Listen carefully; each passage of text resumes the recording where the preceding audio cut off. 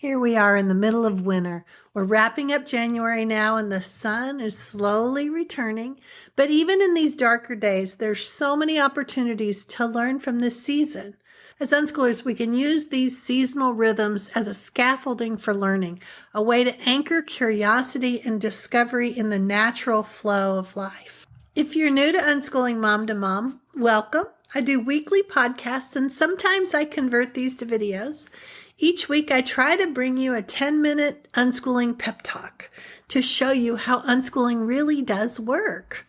I'm Sue Patterson. My 3 unschooled kids are now all in their 30s, and I've circled back to help parents like you learn more about how unschooling could work for your family too. I've created a ton of resources for you because parents all learn differently too. I want you to get the information in a way that will really help you. We talk a lot about how kids learn, but we have to look at how parents learn too. If you fall asleep as soon as you open a book or read a PDF, don't get that. If you like videos, then the courses are set up to help you more. If you learn better in conversations with other people, or if you're feeling lonely in your community, do the membership group. I'll link to everything in the show notes. But this week, I want to talk about using winter as your own personal seasonal curriculum. You really can use the opportunities that come with the seasons when you're looking for ways to help your kids learn.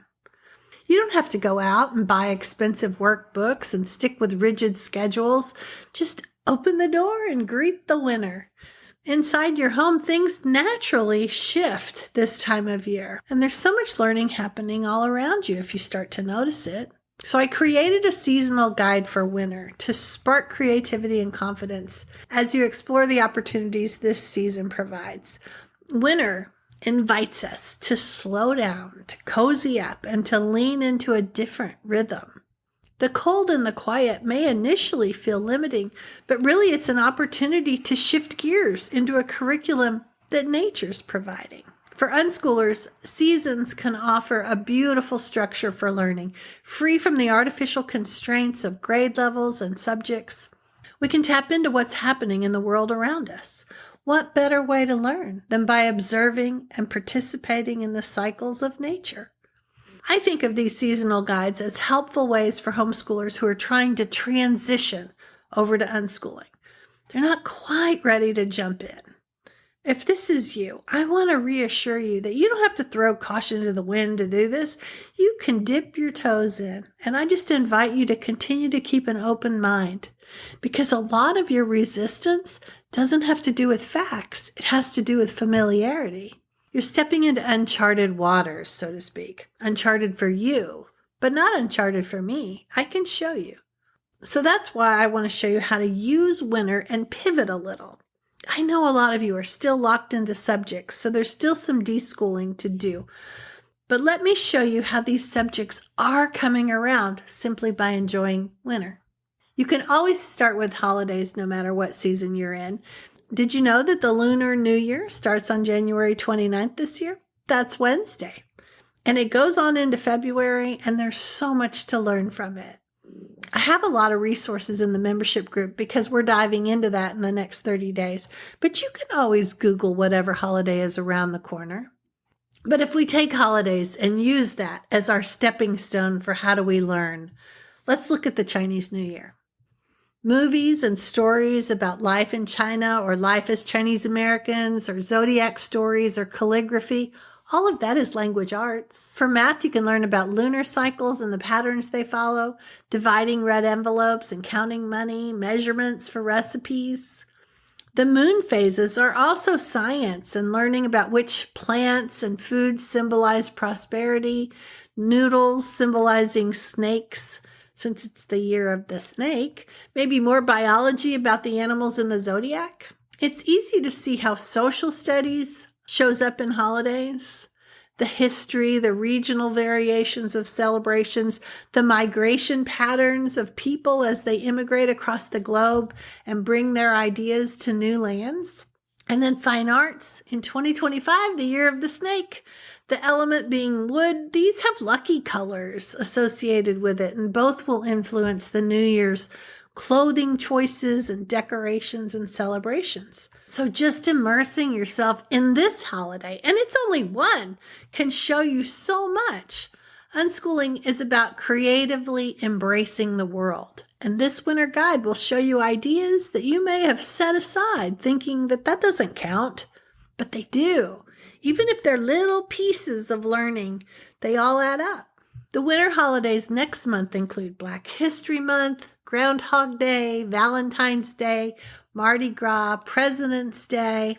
Lots of options to play and learn, because that's really how humans learn best, by playing with the concepts. I'll link to a couple of past podcasts about play if that's an issue that makes you hesitate to see this all as legitimate learning. But the Winter Guide has 70 pages of fun ideas to tap into using the cold weather and snowy days. I have games and stories, podcasts and movies, all to help your kids learn a variety of aspects of language arts and vocabulary development. And the math concepts have to do with winter sports and budgets and temperature tracking and kitchen math. And then all of these subjects weave together. They don't stay in their lane like they do in school. Real life merges them all together, because even these also have science and social studies included. The daylight hours, the earth rotation, the animals, what they do when it gets colder. There's physics and engineering and chemistry associated with freezing temperatures, friction and melting points, insulation and sound travel. I have links for quick online shows to help demonstrate these things. Podcasts, videos, whatever you need to make this exciting for your kids so you don't have to start looking around from scratch. I do hear from a lot of parents who say, we've been homeschooling for a while and it's not working. I'm not happy. The kids aren't happy. I've tried everything. And so now I guess it's time to try unschooling. And I am so glad it's not too late. Winter is still here, and I have this easy tool to help you begin to make the leap over to unschooling. The Unschooling 101 course is on sale for the rest of this month, so you might want to save $20 and jump on that. And if you need more hand-holding, you can always join us in the membership group.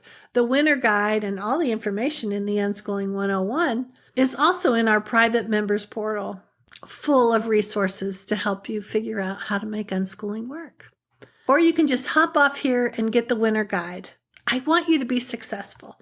Tap into the seasons to help you see how unschooling really does offer so many opportunities to learn. You don't have to duplicate school at all. So that's it from me this time. Enjoy the kids, happy unschooling, and I'll see you next week.